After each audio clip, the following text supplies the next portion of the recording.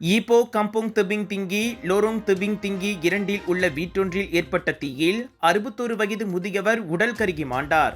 இன்று அதிகாலை 2:30 மணியளவில் தகவல் கிடைத்து 8 வீரர்கள் அடங்கிய தீயணைப்பு குழு சம்பவ இடம் விரைந்தது.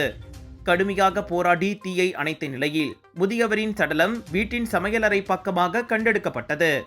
வீடு தீயில் 90 விழுக்காடு அழிந்து போனதாக பேரா தீயணைப்பு மீட்புத்துறையின் துணை தலைமை இயக்குனர் ஜபரோட்சி நோர் அமாட் கூறினார்.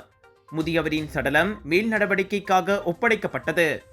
டாக்டர் அப்பாராவ் சன்னாசையின் த ரப்பர் எஸ்டேட் பாய், பால்வெட்டியின் மகன், பல்கலைக்கழக விரிவுரையாளரான சுயசரிதை. இவரின் மகள் டாக்டர் நிஷாந்தி அப்பாராவ் கைவண்ணத்தில் உருவான டிவினிட்டி இன் டைவர்சிட்டி 108 இந்து தெய்வங்களின் சுருக்க கதை. தந்தை மகள் படித்திருக்கும் இந்த சிறப்புமிகு நூல்களை உடனே வாங்கி படியுங்கள்.